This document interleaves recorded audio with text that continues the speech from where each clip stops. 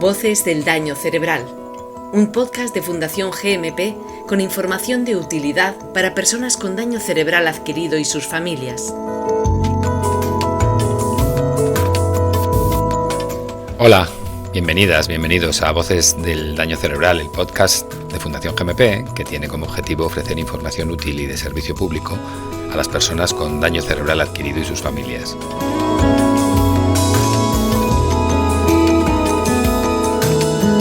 Que el daño cerebral adquirido, ya sea por un traumatismo, por un accidente cerebrovascular o por cualquier otra causa, afecta a personas de cualquier edad, es algo que ya nadie pone en duda.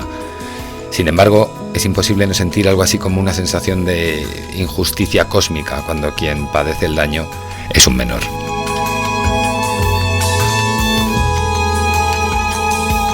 El daño cerebral infantil es una realidad emergente que necesita de respuestas tanto desde las administraciones públicas como desde la comunidad científica. Para hablar de todo ello nos acompaña en esta ocasión Paloma Pastor, presidenta de la Fundación Sin Daño. ¿Qué tal, Paloma? ¿Cómo estás? Hola, José. Buenos días, muy bien.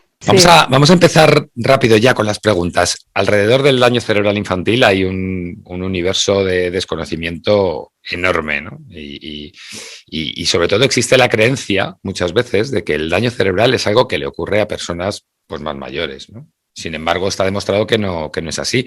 ¿Existe algún tipo de diferencia entre el cerebro de un niño y el de un adulto de cara a sufrir una lesión o somos todos igual de vulnerables?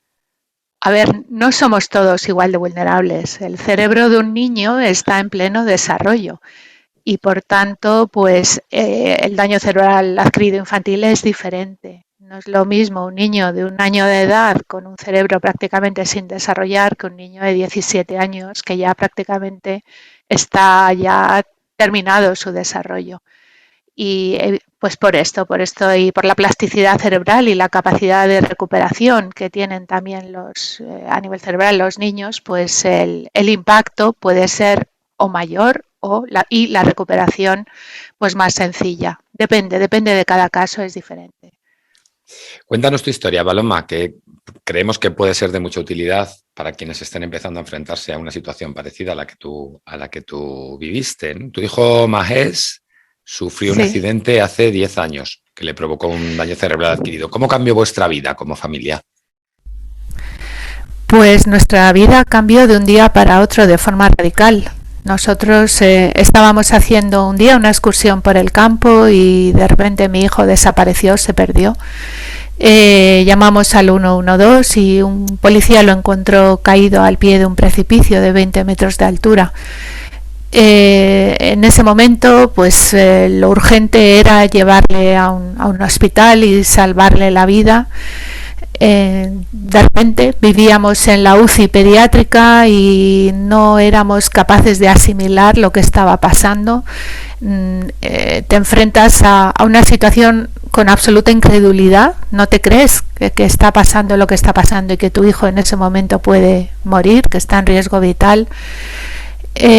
Poco a poco vas viendo cómo pues bueno, la situación continúa, el tiempo pasa, el niño iba superando etapas y pasó a planta, pero en el momento en el cual nos dieron el alta para irnos a casa, nuestro hijo había sobrevivido, nosotros estábamos contentos por eso, pero teníamos un niño que no era el niño que nosotros recordábamos, era un niño pues con una gran discapacidad a nivel físico y a nivel cognitivo, y en absoluto estábamos preparados para enfrentar todo lo que se nos venía encima, ¿no? De adaptar la casa, de cambiar de colegio, de volver a conocerle porque el niño era distinto, de tener que dejar de trabajar para poder ocuparme de él. La situación es tremenda y nadie está preparado para enfrentar una situación así. Otra cosa es que no te quede más remedio que hacerlo y buscas los apoyos que encuentras alrededor, en tu familia, en tus amigos, en todo tu entorno, y intentas que la vida siga y adaptarte de la mejor manera que puedes. Y a nivel sanitario, Paloma, ¿encontrasteis algún tipo de dificultad por tratarse de un daño cerebral infantil? A ver, a nivel sanitario, la atención en el hospital en la fase aguda, es decir, en la UCI pediátrica, le salvaron la vida y la atención fue magnífica. Tienen unos medios fantásticos y hay unos profesionales fenomenales. Luego en el hospital también. Lo malo viene cuando te dan el alta y tienes que irte a casa. Estamos hablando del año 2012. Entonces no había ninguna unidad pública de rehabilitación infantil para daño cerebral adquirido y ese fue el gran problema. Nos habían dicho en el hospital que nuestro hijo necesitaba rehabilitación intensiva y precoz de fisioterapia, de logopedia, de terapia ocupacional, de neuropsicología, y no había ningún hospital público que nos diera esa atención. Entonces, bueno, pues lo que hicimos es ir a un centro privado que sí había una unidad infantil y empezamos a pagar por privado esa rehabilitación. Nuestra sorpresa fue que en ese centro a los adultos, a los mayores de 16 años, sí que se les estaba atendiendo por la sanidad pública, es decir, por un concierto que tenía en ese momento la sanidad pública madrileña. Y nuestro desconcierto fue muy grande. ¿Cómo es posible que mi hijo con 8 años no tenga rehabilitación y una persona mayor con 40, 50, 60 sí tenga opción a esa rehabilitación? Y esto hizo que empezáramos, digamos, a pelear, a luchar por cambiar las cosas, por conseguir que en primer lugar nuestro hijo tuviera el derecho a la rehabilitación tras el daño cerebral adquirido, y luego más adelante a intentar cambiar las cosas.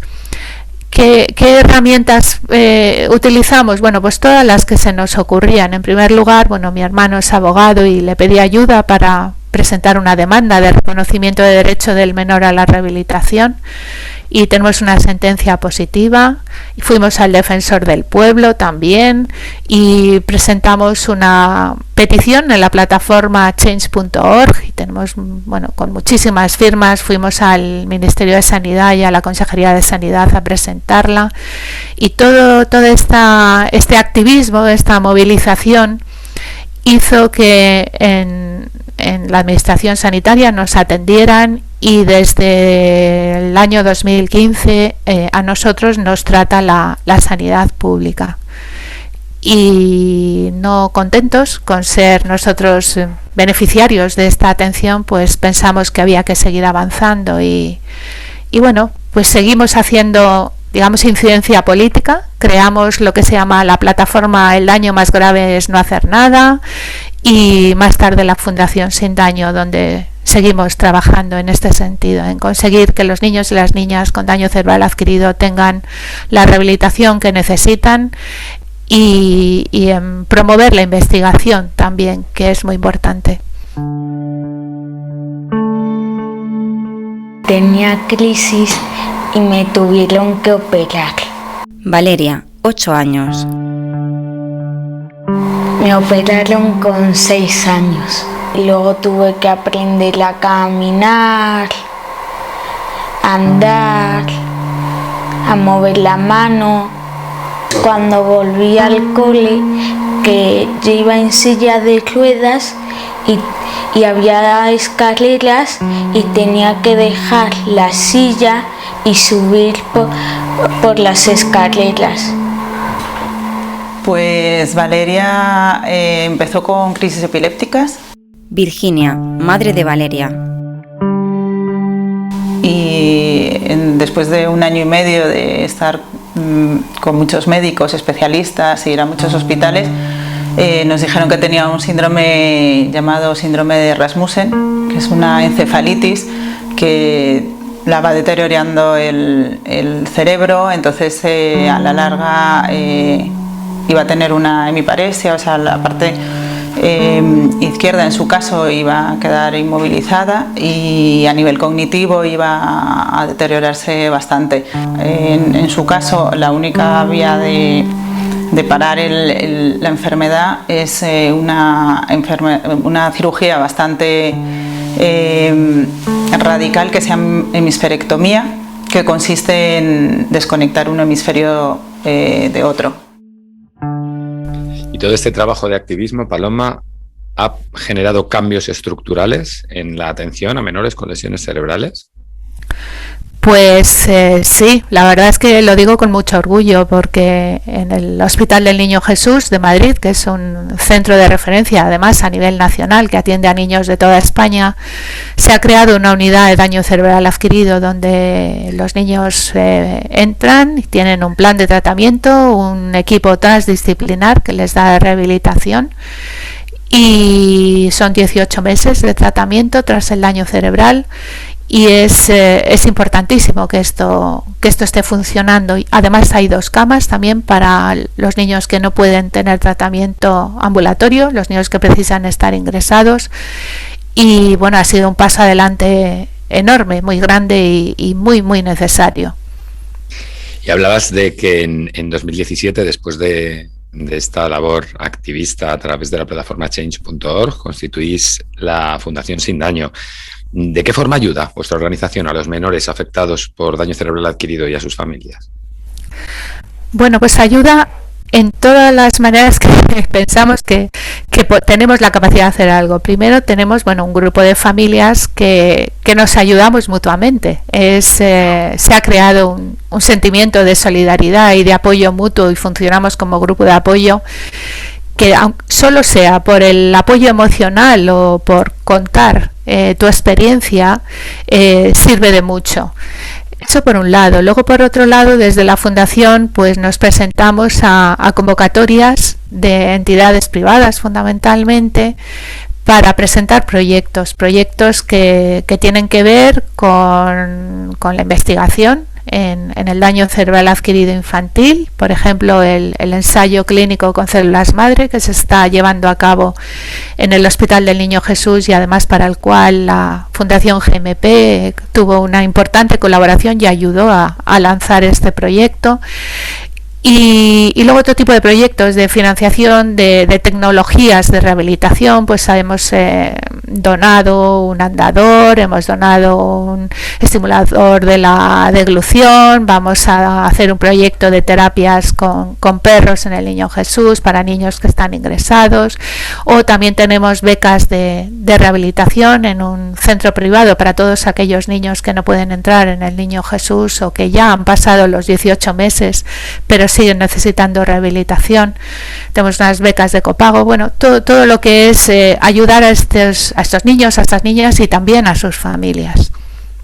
Hablabas de ese ensayo clínico con células madre en el Hospital Infantil Universitario Niño Jesús, que podría incluso cambiar, ¿no?, la manera de rehabilitar a menores con daño cerebral adquirido. ¿Hasta dónde llegarían esos cambios en la rehabilitación en el caso del que el ensayo fuera un éxito? Bueno, a mí es que este proyecto me emociona.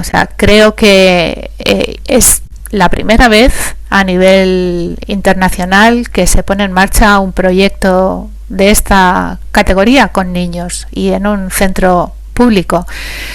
Ahora mismo han empezado con el primer niño, están viendo si no hay efectos secundarios, se le han hecho ya las 3 infusiones con células madre y no hay efectos secundarios, y luego dura 2 años en los cuales pues hay una serie de test de seguimiento desde pues los puntos de vista físico y cognitivo a ver cómo evolucionan.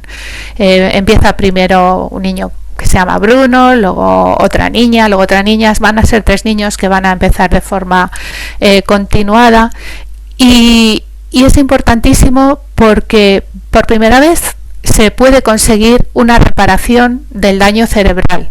No se trata ya de rehabilitación, que no hay que olvidarse de ella, que la rehabilitación es necesaria, sino de reparación de las zonas lesionadas con las células madre, de un banco de células de otros niños que son los donantes.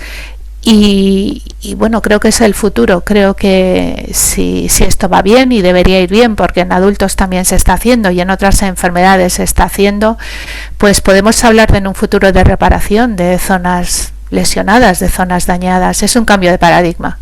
Es tremendo, es importantísimo. Y tanto. Sería un hito en el tratamiento, ¿no?, de menores con lesiones cerebrales.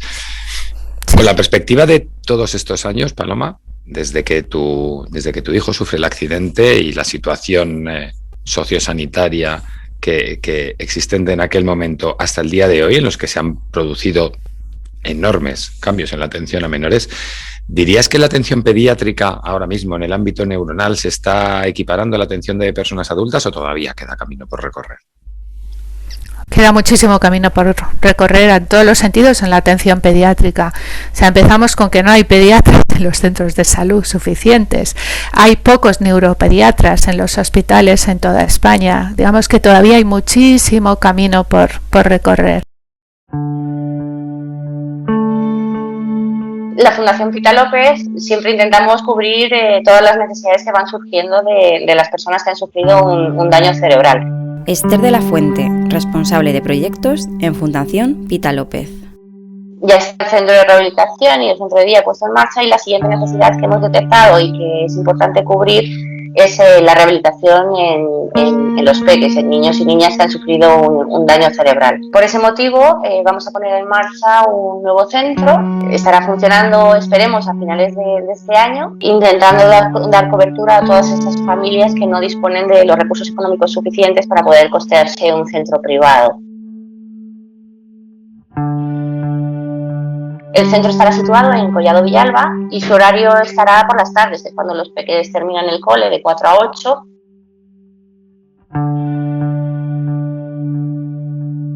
El centro de rehabilitación constará de un equipo especializado en neurorehabilitación. Contaremos con fisioterapia, terapia ocupacional, logopedia y neuropsicología. Para ampliar información y toda la información del proyecto y cómo pueden contactar con nosotros para solicitar una plaza, en la página de la Fundación, que es fundacionpitalopez.es.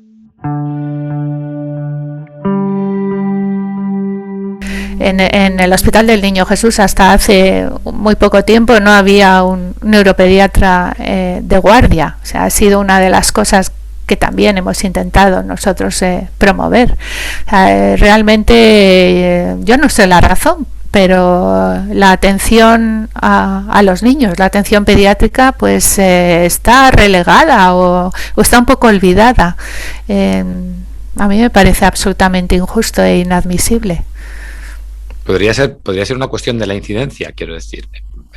Retomamos la primera pregunta, ¿no? Sí. Como que existe la creencia de que el daño cerebral adquirido es algo de personas mayores. Es posible que algo de desconocimiento hay, ¿no? La gente escucha hablar del daño cerebral adquirido y lo asimila al ictus. Las personas mayores tienen ictus y no saben que los niños también tienen daño cerebral adquirido. O sea, los niños tienen traumatismos craneoencefálicos, tienen accidentes de tráfico o tienen golpes haciendo un deporte en la cabeza. Los niños tienen ictus, que la gente no lo sabe. Los niños también tienen ictus, los niños tienen tumores cerebrales, tienen leucemias con radiación en cabeza, tienen meningitis, encefalitis, hay ahogamientos con las anoxias o niños con enfermedades cardíacas que también sufren anoxias. O sea, hay muchas causas que producen daño cerebral adquirido infantil y hay un gran desconocimiento. La gente no es consciente de la incidencia y sobre todo de que son niños en pleno desarrollo y que hay que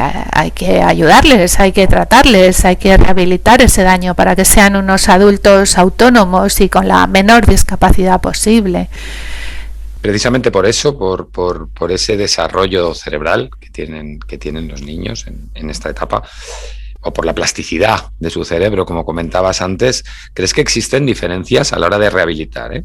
¿Diferencias entre el daño cerebral infantil y el daño cerebral asociado a personas adultas? La rehabilitación, ¿los resultados de la rehabilitación son parecidos o tienen ventaja los niños?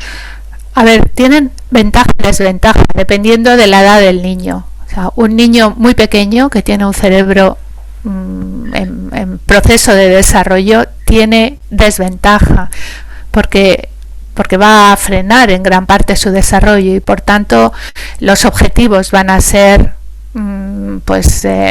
más bajos. Pero sin embargo, un niño, por ejemplo, con 8 años, que tiene el cerebro más desarrollado y ha desarrollado ya alguna de las capacidades y está en desarrollo y tiene una gran plasticidad cerebral, ese niño tiene una ventaja.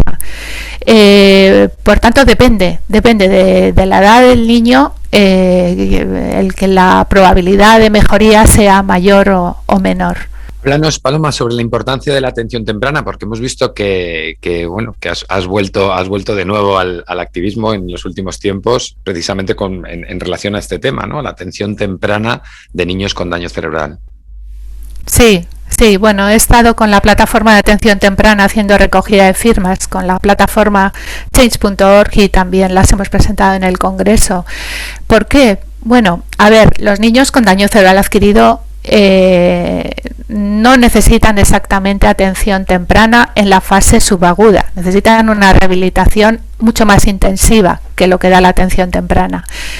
Pero me siento muy identificada con estas familias, con niños que tienen un trastorno en el desarrollo o la posibilidad de tener un trastorno en el desarrollo y creo que es un derecho de estos niños el de tener el acceso a esa atención temprana, a esas terapias que pueden ser de estimulación, pueden ser de fisio, de logopedia, y que ahora mismo en algunas entre comunidades hay unas diferencias y unas inequidades tremendas. No puede ser que en Cantabria haya listas de espera de 15 días y en Madrid haya listas de espera de años. O sea, evidentemente faltan recursos. Y es inadmisible que un niño tenga que estar esperando 2 años a tener atención temprana y perdiendo un tiempo precioso que necesita para tener un desarrollo adecuado. Por tanto, creo que el activismo y la solidaridad desde el mundo del daño cerebral adquirido infantil con el mundo de la atención temprana es absolutamente necesaria. Por eso estoy en ello también. ¿Y cuáles son los próximos retos, Paloma? ¿Cuáles son los próximos retos a alcanzar dentro del ámbito de las lesiones cerebrales infantiles? Hombre, en primer lugar, continuar con el ensayo clínico del Hospital del Niño Jesús, porque ahora mismo hay 3 niños en lista de espera, pero van a ir incorporándose más niños a este ensayo conforme se vayan consiguiendo fondos y veamos que los resultados son positivos. Y luego, pues el día a día nos trae retos continuamente. No es fácil hablar de retos, pero por ejemplo, a ver, en Madrid tenemos el Hospital del Niño Jesús, pero ¿qué pasa con Murcia? ¿Qué pasa con Galicia? ¿Qué pasa con Andalucía?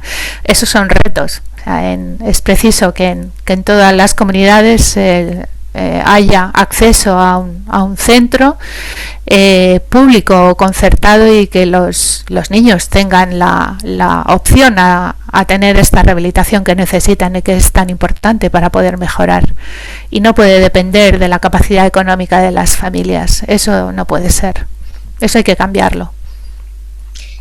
Y ya para terminar, Paloma, desde tu experiencia personal, nosotros siempre repetimos lo mismo en cada uno de los capítulos de este podcast, ¿no? La información de este podcast está destinada a personas que en este momento se están enfrentando a un daño cerebral, llenos de desconocimiento, llenos de dudas. ¿Cómo será en el caso de un daño cerebral infantil? El desconocimiento, las dudas, el miedo. Desde tu experiencia personal, ya no solo como activista, sino como madre de un niño con un daño cerebral adquirido, ¿qué le dirías a una familia que está empezando a enfrentarse a este problema? Pues que no están solos, que no son los únicos que se han enfrentado a este tema y que otras familias podemos ayudarles con nuestra experiencia y con nuestra compañía y con nuestro apoyo.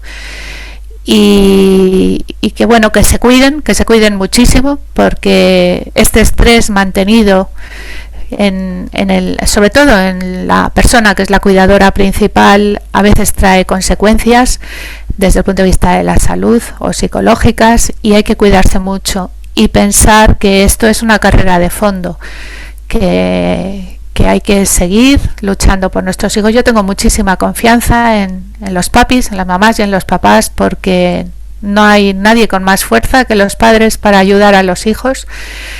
Es algo personal y con mucho empeño, con mucha fuerza y con mucha perseverancia se pueden conseguir muchas cosas.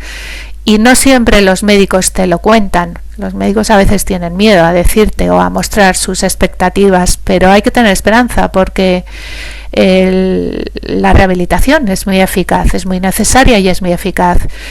Y luego hay que hacer también un cambio de prioridades. Realmente hay que adaptarse a la nueva situación, querer al hijo que tienes delante, que es diferente, hay que decir adiós al hijo que tenías, y pensar en que lo más importante es ser feliz y no tanto como estudiar una carrera o ser ingeniero. O sea, hay que intentar que todo funcione dentro de los parámetros emocionales, no tan racionales, y se puede conseguir mucho. Y si necesitan ayuda, aquí estamos. Pues con este mensaje de optimismo y de solidaridad y de empatía nos vamos a despedir. Paloma Pastor, presidenta de Fundación Sin Daño, muchísimas gracias por acompañarnos en Voces del Daño Cerebral. Muchas gracias a vosotros, José, y a la Fundación GMP. Muchas gracias. Gracias a ti. Hasta pronto. Hasta luego.